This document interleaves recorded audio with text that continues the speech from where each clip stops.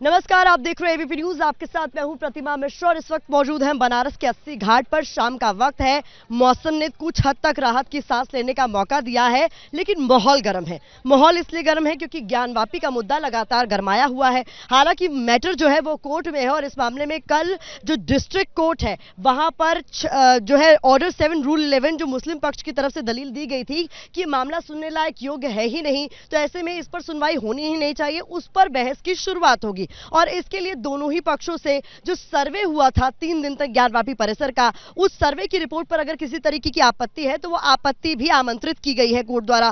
तो ऐसे में क्या कुछ होगा ये देखना दिलचस्प होगा। लेकिन इस बीच आज 2 बड़ी खबरें आई। 2 बड़ी खबरें ये कि एक बार फिर से सिविल जज जो है उनके सामने एक याचिका भेजी गई थी और वो याचिका उन्होंने फास्ट ट्रैक कोर्ट पे दे दी है। इस याचिका में 4 प्रमुख जो मांगे की गई हैं उसको लेकर भी विवाद हो सकता है और इसी पर बात करने के लिए आप देख सकते हैं बहुत सारे खास मेहमान इस वक्त मेरे साथ मौजूद है। बीजेपी की तमाम नेता यहां मौजूद हैं, मुस्लिम स्कॉलर हमारे साथ मौजूद हैं। मैं कोशिश करूंगी एक एक कर सबसे आपका इंट्रोडक्शन कराने की, लेकिन समय की कमी होने के चलते बिल्कुल बिना वक्त गवाए हम चर्चा की शुरुआत कर देते हैं। और बहुत महत्वपूर्ण सवाल जो है वो इस मामले को लेकर है कि जब ऑलरेडी डिस्ट्रिक्ट कोर्ट में शशांक जी ये मैटर था, तो डिस्ट्रिक्ट कोर्ट में भाई कल सुनवाई होनी ही थी। एक नई याचिका आ जाती है और नई याचिका में जो मांग की जाती है उस पर तो विवाद होगा ही होगा। कह दिया जा रहा है ज्ञानवापी परिसर में हिंदुओं का प्रवेश हो, मुस्लिमों की एंट्री बैन हो, गुंबद को जो है वो तोड़ने का आदेश दे दिया जाए, तो इन सब चीजों का क्या औचित्य है?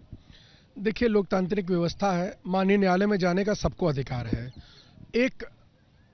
एक नया पक्ष आ गया है इस मामले में, उसने अपने लिए एक सिविल सूट दाखिल किया है और सिविल सूट में माननीय न्यायालय से कुछ अपनी मांगे रखी हैं। तो माननीय न्यायालय ने उसको जो है कि फास्ट ट्रैक कोर्ट को ट्रांसफर कर दिया है।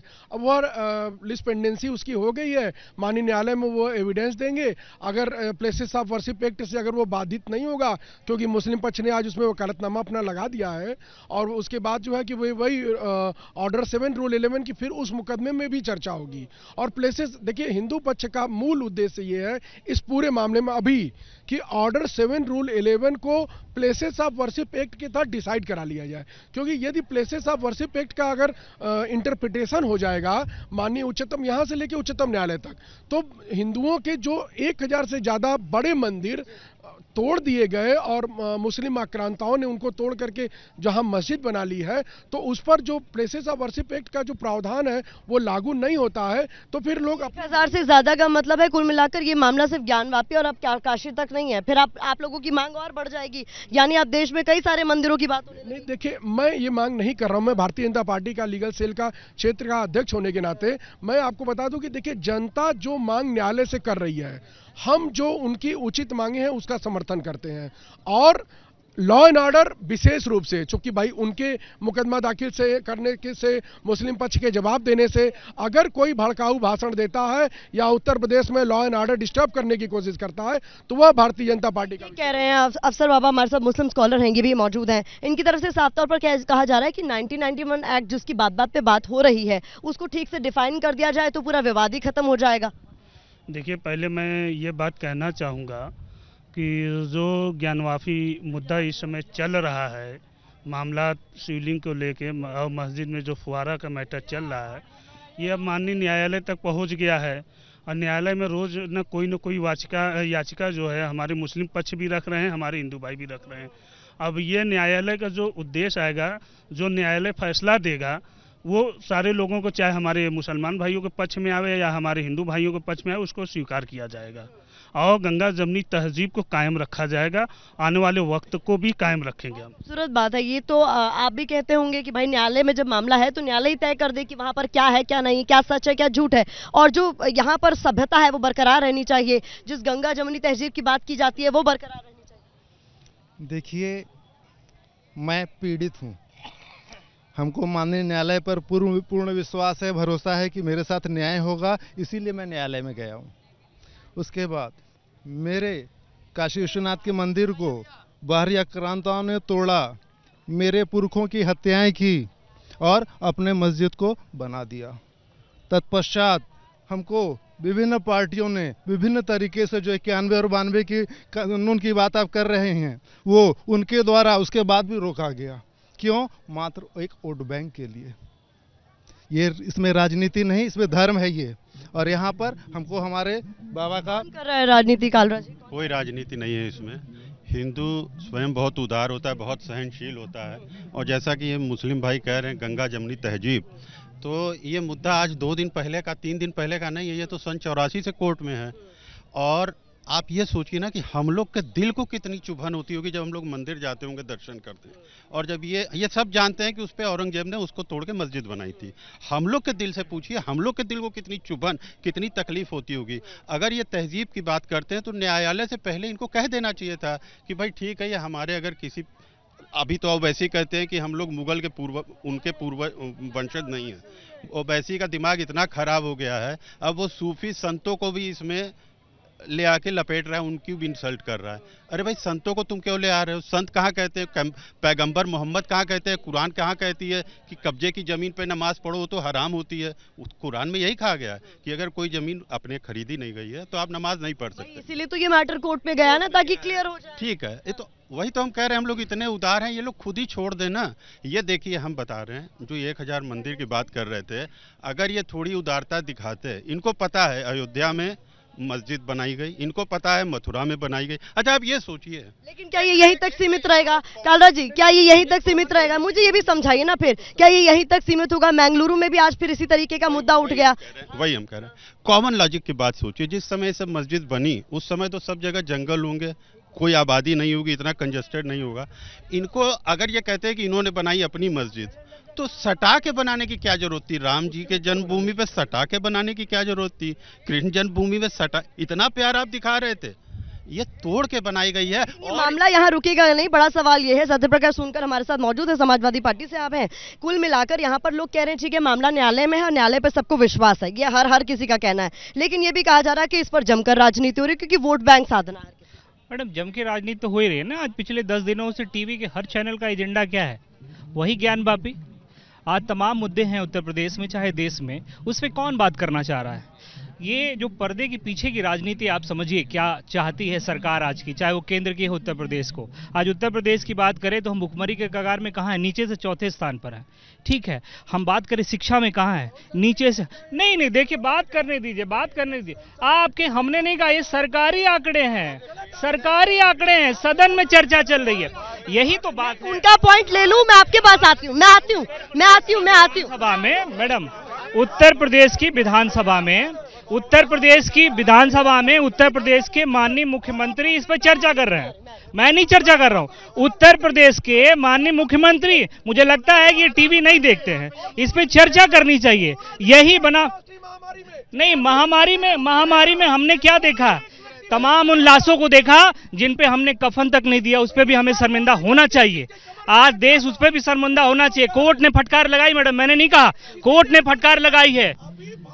वही बात है, कुल मिलाकर वो कह रहे हैं जो चर्चा होती रही है इस पूरे मसले पर। मैं सवाल आपका, मैं आपको बोलने का मौका दे रही हूँ। जो आरोप उनके हैं वो सीधे सीधे है कि भाई वही मुद्दों से ध्यान भटकाने के लिए ये तमाम मुद्दे जो है वो पटल पर लाए का चरित्र। आज सुनिए, देखिए, मैंने आपसे कह दिया कि भारतीय जनता पार्टी सबका साथ, सबका विकास और सबका विश्वास, लेकिन हिंदू मान्यताओं और आस्थाओं से समझौता नहीं।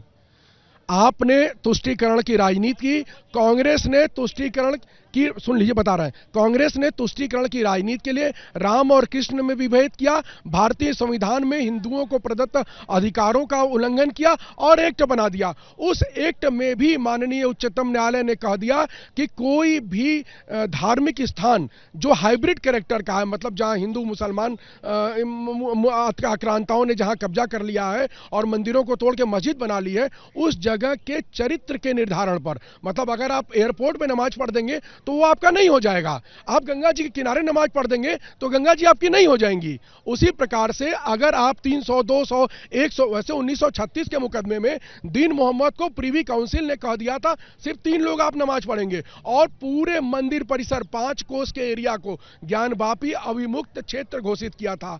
लेकिन 1991 में कांग्रेस ने हिंदुओं को, हिंदुओं की आस्था के साथ खिलवाड़ कर रही है। तो यहाँ है ही नहीं, आज आई ही नहीं। देखिए, जैसे कांग्रेस भी कर रही है, सपा भी कर रही है, सब कर रहे हैं। एक मिनट मैडम, आज आप देखिए हिंदू के साथ कितनी त्रासदी होती है, ये जरा सोचिए। आज यासीन मलिक के केस में वहां पे फैसला होना है, महबूबा शहीद रो रही थी, कह रही थी कि अरे उसको फांसी देने से क्या हो जाएगा, क्या समस्या का समाधान। अरे तुम बेवकूफ थी, जब वो लोगों को गोली से उड़ा रहा था कश्मीरी पंडितों को, तब तुम क्यों। बहुत महत्वपूर्ण है, लेकिन बात यहाँ पर हो रही है, बात यहाँ पर हो रही, नहीं तो फिर ऐसे हर कोई दूसरे मुद्दे उठा लाएगा। मुद्दे पर रहते हैं, टॉपिक पर रहते हैं। हाँ बोलिए। सबसे बड़ी बात ये मुद्दा क्या है, जिसको किसी और चीज पे डिबेट करनी हो अलग से आपसे कह के रिक्वेस्ट करके। टॉपिक सिर्फ इतना है कि आपने कहा कि यहाँ रुकेगा कि नहीं, एकदम नहीं रुकेगा। अगर हमारे साथ आपने अन्याय किया है तो क्या हम न्याय मांगने नहीं जाएंगे, और जहाँ जहाँ किया है वहाँ वहाँ न्याय मांगने जाएंगे और आपको देना होगा। आपने जो चीज छीनी है ना, आज नहीं कल महादेव की नगरी है, ये फैसला तो हो के रहेगा। तो ठीक है, इस पर मेरा सवाल, ठीक है मैं आपके पास भी आती हूँ, मैं इसी पर सवाल पूछ रही हूँ। ये कह रहे हैं कि यहाँ नहीं रुकेगा। अब जहाँ जहाँ पर आक्रांताओं ने जो है जिस भी तरीके की नाइंसाफी की है भाई, उस पर से तो पर्दा उठना चाहिए। लेकिन इतिहासकार हैं, एक बड़े इतिहासकार हैं देश के, उन्होंने कहा तो ऐसे तो आप कई सारे मंदिर, जब वहां पर आप अगर जांच करने जाएंगे तो वहां पर आपको बौद्ध धर्म की बहुत सारे प्रतीक मिलेंगे, तो ये तो फिर हर धर्म के लिए मुसीबत हो जाएगी। यहाँ पर तो ये बात जो है वो इस चीज की होनी चाहिए ना भाई, क्या गलत है क्या सही, लेकिन इतिहास से कितनी देर तक छेड़छाड़। इतिहास से कोई छेड़छाड़ नहीं हो रही है, और सबसे बड़े मजाक के पात्र अगर कोई बना है तो हमारे हिंदू धर्म के लोग। हम लोग हंसी के पात्र बन चुके, हम लोग मजाक बन चुके एकदम। 100 करोड़ की हमारी आबादी है, और अभी समाजवादी पार्टी के साथी ने हमसे कहा कि महंगाई पे बात होनी चाहिए, इस पे बात होनी चाहिए, उस पे बात होनी चाहिए। हमारे ये समाजवादी पार्टी के साथी ने कहा, इनको बाबा विश्वनाथ जी का जो ये मुद्दा है ना, ये हमारे 100 करोड़ हिंदुओं की आस्था का मुद्दा है, कोई हंसी मजाक का पात्र नहीं है। कोई आता है गंगा जमुनी, कोई आता है गंगा जमुनी विषाद का रूप दे के हमारे साथ मजाक करता है कि अरे हम लोग गंगा जमुनी तहजीब के लोग हैं, हम लोग हिंदू मुस्लिम भाई भाई हैं। कौन से भाई हो तुम लोग जी, कौन से भाई हो? हमारे ये ज्योतिर्लिंग है और उनका दर्शन हम लोग को मिल चुका है, हम लोग जल नहीं चढ़ा पा रहे हैं। कल मैं बाबा विश्वनाथ जी के मंदिर में गया था दर्शन करने, नंदी के पास सारे हजारों के हजार लोगों की जो भीड़ थी, नंदी के पास खड़े होकर उस जो शिवलिंग हमारे जो वहां पे दिखे हैं उनके पास सब लड़के बच्चे सबके सब कह रहे हर हर महादेव, बाबा कब दर्शन दे रहे हैं। हम लोग की आस्था कह रहे भाई, हिंदुओं की आस्था को ठेस पहुंचाई जा रही है। मुझे बताइए, दोनों पक्ष न्यायालय में हैं, अपने अपनी तरफ से लगातार अपनी अपनी चीज़ें प्रस्तुत कर रहे हैं, कोई विवाद नहीं है, 10 दिनों से लगातार चला। मुझे एक घटना बताइए कहीं विवाद की। तो जैसे मैं ये कह रहा हूँ अयोध्या का मसला हल हो गया, गंगा जमुनी तहजीब की आप बात कर रहे हैं, उसी तरीके से यहाँ भी हल होगा।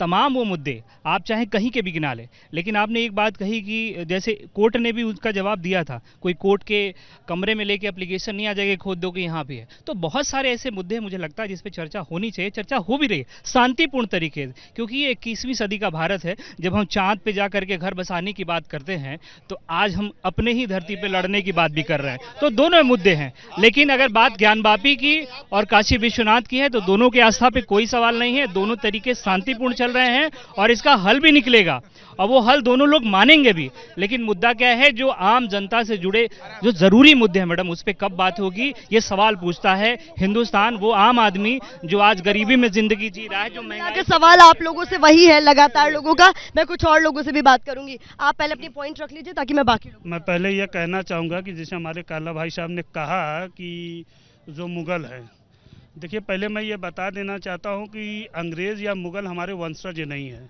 और हम उनको मानते नहीं। हम मानने वाले हैं ख्वाजा गरीब नवाज़ को, जिनको हम बादशाह मानते हैं अपना। हम मानने वाले हैं निज़ामुद्दीन औलिया को, मानने वाले हैं गरीब नवाज़ को। तो जो वो सूफी संत थे जो हमेशा इस्लाम और सच्चाई और भाईचारे का पैगाम दिया, जहाँ गंगा जमुनी की तहजीब दी, और जहाँ गंगा जमुनी की तहजीब है, जहाँ भाईचारे का वो है, तो वहाँ जो है कोई ऐसी विवाद न होने। अब मुगल ने क्या किया या अंग्रेज क्या किए, हम मुगलों से भी लड़े, अंग्रेजों से भी लड़े, ये इतिहास जानता है। देश का मुसलमान सुनिए सुनिए भाई, सुनिए मेरा सवाल सुनिए। देश का मुसलमान नहीं चाहता कि उन्हें मुगलों के साथ जोड़ा जाए, नहीं चाहता। पहली बात सुनिए, हमारी सभ्यता को, हमारे संस्कार को इतना भ्रष्ट किया गया। जिन जमुना महारानी को हम लोग जमुना महारानी कहते हैं, हमारे धर्म के साथ उसको रिया के उनके किसी धर्म किसी के साथ किया जाए तो उनको कैसा लगेगा। इसलिए मैं कुछ मुसलमान, सुनिए स्पष्ट बात कह रहा हूँ, कुछ मुसलमान कांग्रेस और सपा के लोगों से कहना चाहता हूँ कि किसी लिए दूसरे धर्म के प्रति जो है कोई भी अभद्र टिप्पणी ना करें, और वो लोग इसी को लेकर। तो आप किसकी बात कह रहे हैं, कौन किसने किया? कल कांग्रेस ने किया, कल जो आज नहीं आए हैं, आप किसी उनकी बात। मैं अपने मुस्लिम भाई से बस एक ही सवाल करूंगा और यहाँ से चला जाऊंगा। कहाँ चले जाएंगे, कहाँ चले जाएंगे? एक मिनट, कि ये कह रहे हैं कि औरंगजेब के वंशज नहीं है। बस ये एक बात बता दे, औरंगजेब ने वहां मंदिर तोड़ के मस्जिद बनाई, क्या ये उसकी निंदा करते हैं? इनसे बस यही पूछ लीजिए, क्या ये उसकी निंदा, उसको गलत ठहराते हैं? अगर वो कह भी देते हैं लेकिन तब भी मामला न्यायालय में है ना, वहां पर ये दो मुंही बातें करते हैं। देखिए इस देश में मियां दाद के छक्के लगाने पे और कपिल के आउट होने पे अब ताली नहीं बजेगी, अब पटाखे नहीं छूटेंगे। आपको इस देश में, इस धरती में फिर पाकिस्तान की तरफ इशारा कर रहे हैं। हाँ, हाँ। मैडम देखिए, मुद्दा जो भी हल होगा कोर्ट से होगा। अगर मंदिर बननी होगी, अगर मंदिर थी वहां बनेगी तो कोर्ट के निर्णय से बनेगी। राम मंदिर भी बना तो कोर्ट के निर्णय से बना। अगर इनमें साहस है, आज अध्यादेश लाएं और यहाँ पे महादेव की मंदिर बनवा दें, हर हिंदू खुश होगा, सनातनी होने के नाते हम भी खुश होंगे। लेकिन बात होनी चाहिए बेरोजगारी पे भी। ये सरकार देखिए, बात नहीं सुनने देंगे। ये पर्चा लीक सरकार इस समय उत्तर प्रदेश में चल रही है। पिछली सरकार में 18 बार पर्चा लीक हुआ। दूसरी बार अगर योगी सरकार बनी तो बोर्ड का पर्चा लीक हुआ। तो ये इन मुद्दों से भटकाने के लिए, इस मुद्दे को भटकाने के लिए मंदिर और मस्जिद का मुद्दा लाते हैं। वो ये बता रहे, देखिए सबसे बड़ी बात ये आस्था का सवाल नहीं, संविधान का मैटर है। और संविधान जो भी न्यायालय तय करेगा वो सबको मानना है। इससे आड़ में जो महंगाई RBI तो कोई आपके मन मुताबिक बात न करे तो वो किसी पार्टी, हम लोग ताली बजा के इसका हर हर महादेव, गलत बात है। आप जो आपके मन मुताबिक नहीं बोले वो दूसरी पार्टी। हम अपने मन मुताबिक नहीं चाहते हैं, हम सच्चाई की बात जानते हैं। आज ये चर्चा यहाँ ये क्यों हो रही है कि वहाँ मंदिर बनना चाहिए कि नहीं? आज चर्चा ये होनी चाहिए कि ऐसी कौन सी वजह थी कि कांग्रेस 1991 में वार्षिक एक्ट, गंदा सा एक एक्ट ले आया कि जो हिंदुओं के मंदिरों को तोड़ा गया था वो वैसे ही रह जाए। इसकी क्या जरूरत थी? तो उसको बदला काहे नहीं जा रहा है? सवाल तो उसको ले, तो किस बात का इंतजार? आज देखिए, आज सुप्रीम कोर्ट में एक रिट फाइल हो गई है। हाँ, पहले से भी फाइल है। देखिए, माननीय उच्चतम न्यायालय में देखिए, भारतीय जनता पार्टी अगर किसी कानून को बदलना है तो उसके लिए जो भी संवैधानिक तरीके हैं, कोई भी कानून जनता की मांग पर बनाया या बदला जाता है। 370 के लिए जनता ने संघर्ष किया तो वहां कानून बना। भारतीय जनता पार्टी की सरकार उस मुद्दे पर बनी। इसी प्रकार से जनता की जब मांग आ रही है, माननीय उच्चतम न्यायालय में अश्विनी उपाध्याय जी ने रिट फाइल किए, एक वाराणसी के बड़े संत जितेंद्रानंद महाराज जी ने कल एक रिट फाइल की है। इस पर जो भी सरकार को उचित जवाब लगाना होगा लगाएगी। लेकिन जो 1991 का जो एक्ट है उसका जब हम इंटरप्रिटेशन करेंगे तो आप देखेंगे कि जो कैरेक्टर 1947 को था वही रहेगा, या उसके पहले। तो 1947 को जो मंदिर थे, हमारे जो हिंदुओं के मंदिर होते हैं, उनकी अगर एक बार प्राण प्रतिष्ठा हो गई, वहां अगर पूजा अर्चना नहीं भी होती है तो भी वो मंदिर ही रहेंगे। इसीलिए आर्कियोलॉजिकल सर्वे ऑफ इंडिया को भी मुझे लगता है कुछ ही दिनों में आदेश आ जाएगा माननीय न्यायालय का कि आप हिंदुओं के मंदिरों को पूजा करने का अधिकार दें और उसके संरक्षण को आप काम दें। देखिए मैम, मैं एक बात बहुत स्पष्ट कर देना चाहता हूं कि बहुत सारे लोग अभी औरंगजेब से कंपेयर करें मुसलमानों का, उससे या फिर बाबर, किसी से भी। हमारे लिए औरंगजेब, बाबर या फिर जितने भी मुगल बादशाह हैं, कभी भी वो आइडियल नहीं हो सकते हैं। मेरे आइडियल मोहम्मद सल्लल्लाहु अलैहि वसल्लम। और दूसरी बात मैं ये कहना चाहता हूँ कि देखिए, मंदिर, मस्जिद, धर्म, आस्था, राजनीतिक प्रयोग, धार्मिक संयोग सब अपनी जगह है। लेकिन बाबा साहब भीमराव अंबेडकर के संविधान पे विश्वास करने वाले दुनिया के सबसे बड़े लोकतांत्रिक देश के हर नागरिक को ये सोचना होगा कि हम क्या बनाने आए थे और क्या बना बैठे। हम क्या बनाने आए थे और क्या बना बैठे, कहीं मंदिर बना बैठे, कहीं मस्जिद बना बैठे। अरे हमसे अच्छी तो उन परिंदों की जात है, हमसे अच्छी तो उन परिंदों की जात है कि कभी मंदिर पे जा बैठे, कभी मस्जिद पे जा बैठे, कभी मस्जिद पे जा बैठे, कभी मंदिर पे जा बैठे। मंदिर पे वो परिंदा जा बैठा तो उसको वहां भोजन मिल गया, मस्जिद पे बैठा तो क्या मिला पूरी दुनिया जानती है। मैं बस एक बात कहना चाहता हूं, भारत के अस्मिता को पैरों तले कुचलने के लिए और हमारे इन भाइयों को 1659-69 में हिंदू से मुसलमान बनाने के लिए मुगल आक्रांताओं ने जो इनके ऊपर अत्याचार किए और जो इनको बलात् इनका तो कह रहे ना उनके इष्ट वो नहीं है, ये आप कह रहे हैं ना कि उन्होंने बना दिया, ये कह रहे हमारे आइडियल है ही नहीं, तो बहस वहाँ है ही नहीं, कह रहे हमारे आइडियल नहीं है। देखिए आपके समीप ही दोनों समुदाय के लोगों ने बात रखी, लेकिन आपको अभी भी एक्सेप्ट नहीं हो रहा। मैं कह रहा हूँ कि संघ के सबसे बड़े संस्थापक ने क्या कहा दोनों का खून एक है, हमने नहीं कहा था ना मैडम, तो हमने नहीं कहा ना, हमने नहीं कहा, आप उसको भी एक्सेप्ट नहीं कर रहे। आपने कहा कि ये देश का संविधान आजादी सबने मिलकर लड़ी है, आजादी इस देश में हिंदू मुस्लिम सिख ईसाई सबने लड़ी है। संविधान आज बाबा भीमराव अंबेडकर के तथ्यों पर चल रहा है। आप भी कह रहे हैं कि कानून के दायरे में आकर के जो डिसीजन होगा एक्सेप्ट भी करेंगे, लेकिन मान नहीं रहे। तो समस्या इस बात की है कि जब कानून के दायरे में सब कुछ हो रहा है, सब कुछ शांतिपूर्ण तरीके से हो रहा है, चाहे जिसकी तरफ भी फैसला है, और सब कुछ स्वीकार होगा और सब बात मानेंगे भी। लेकिन मैं बार बार कह रहा हूं, समाजवादी पार्टी फिर कह रही है कि आप क्या सोच रहे हैं इस पूरे मामले पर? आप सभी पक्षों को सुन रहे हैं, क्या लग रहा है आपको इस मामले पर होना क्या चाहिए और हो क्या रहा है? जी भैया थोड़ा शांत रहिएगा जी, मामला न्यायालय में है और माननीय जिला जज के यहाँ मामला चल रहा है और सबको जैसे विदित हुआ, सभी ने देखा कि भगवान शिव मिले। अब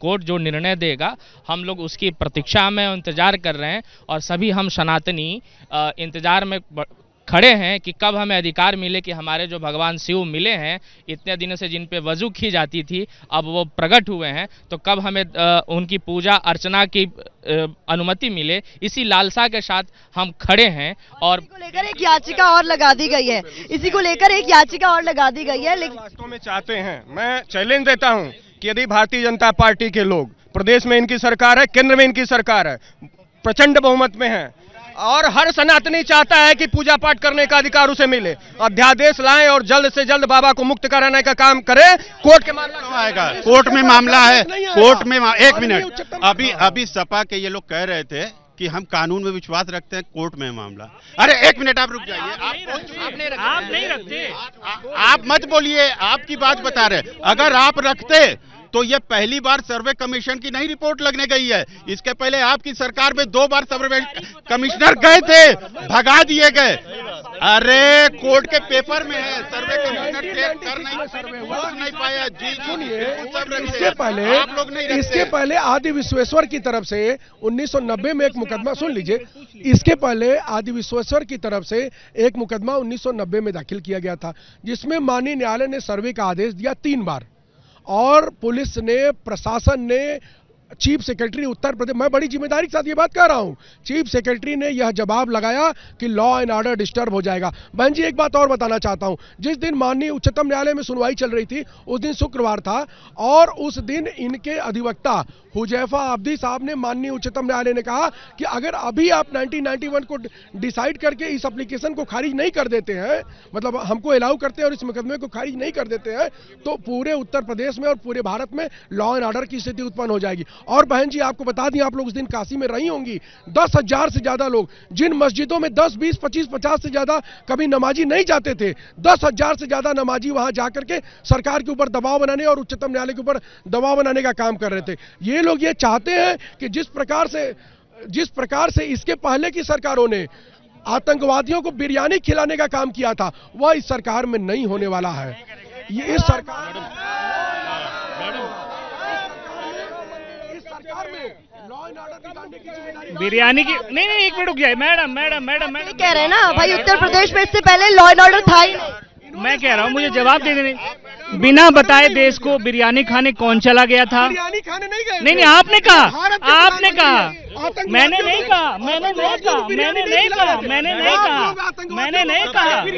कहा, बिरयानी की बात आप कर रहे, तो मुझे लगा कि मुझे याद दिला देना चाहिए, बिरयानी खाने कौन गया था। ठीक है, अच्छा धक्का मुक्की नहीं, थोड़ा रुकिए, बहुत धक्का, थोड़ा फैलिए, फैला जाए थोड़ा। हाँ, ठीक, आप एकदम पीछे छुप गए, आ गए। हाँ, आइए, ये कह रहे हैं कि भाई ठीक है, कुल मिलाकर मामला न्यायालय में है, आप क्या उम्मीद कर रहे हैं? न्यायालय से आपको क्या उम्मीद है? भाई न्यायालय की क्या उम्मीद है? न्यायालय का जो फैसला आएगा, दोनों पक्ष इंतजार में हैं, और अगर जिस पक्ष में फैसला आएगा वो पक्ष को स्वीकार करेगा।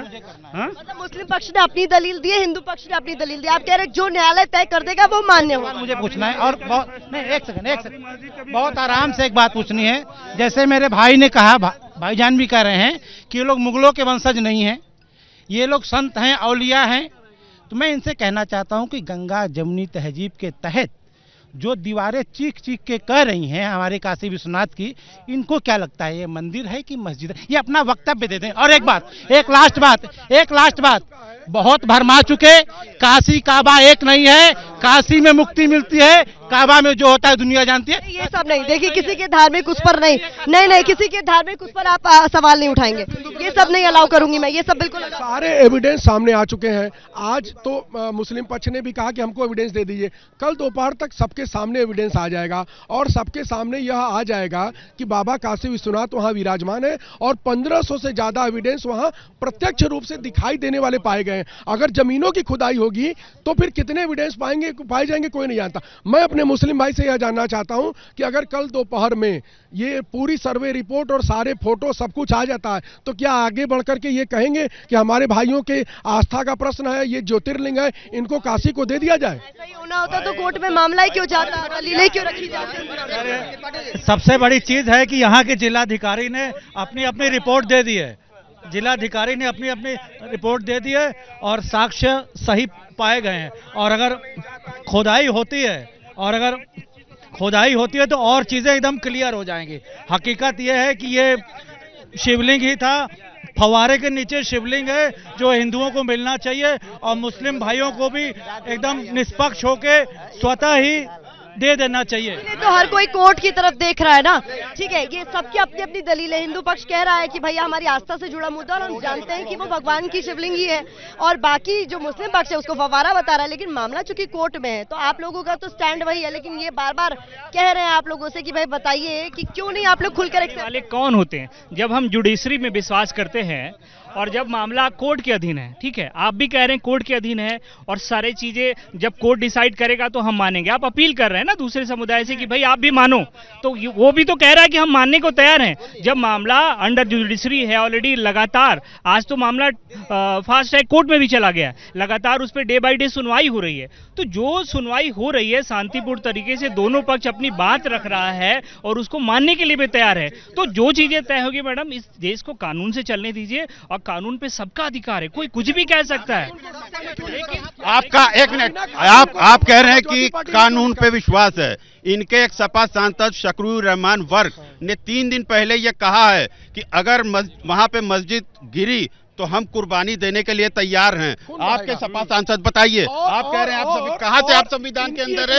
अगर आप बयानों की बात करेंगे तो फिर किसी दल में जो है आपको हर दल में प्रॉब्लमैटिक नेता मिलेंगे, आपको हर दल में प्रॉब्लमैटिक। आप लोगों के यहाँ कपिल मिश्रा, इनकी एक महिला नेता ने कहा, इनकी अलीगढ़ की एक महिला नेता रुबीना खातून है जो इसके पहले हिंदू के खिलाफ बयान देती रही, तो समाजवादी पार्टी ने उनको सिरमौर बना के रखा।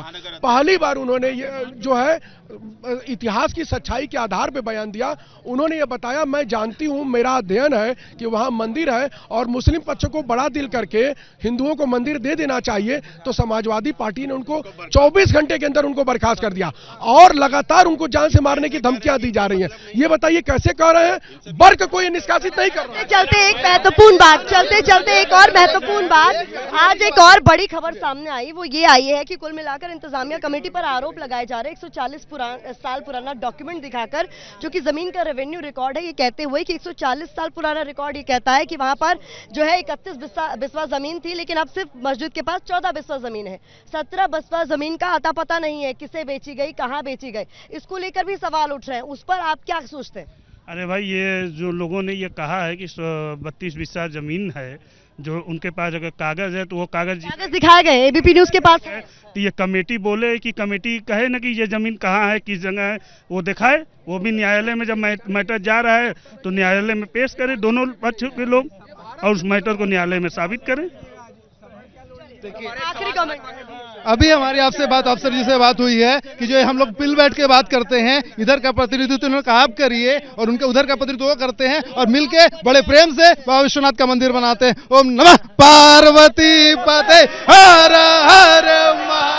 कुल कुल मिलाकर आपने बनारस में जो तमाम राजनीतिक दल हैं, जो जनता है, वो इस पूरे मसले पर क्या सोचती है, ये हर दिन इसी तरीके से अस्सी घाट पर पहुंचकर उनकी राय आप तक हम पहुंचाते हैं। कुल मिलाकर चूंकि आस्था से जुड़ा हुआ मुद्दा है, तो इस वक्त सबसे बड़ा मुद्दा देश में यही नजर आता है। लोगों का मानना है, ज्यादातर हिंदू पक्ष का ये मानना है कि वहां पर जो आकृति मिली है वो भगवान शिव का शिवलिंग ही है। ऐसे में इस पूरे मामले पर वो लगातार ये कह रहे हैं कि अगर मामला न्यायालय में भी है तो जीत उनकी होनी है। मुस्लिम पक्ष इस पूरे मामले पर अपनी बात रखते हुए कह रहा है चूंकि मामला न्यायालय में है तो इस पर कुछ भी कहना अभी ठीक नहीं है।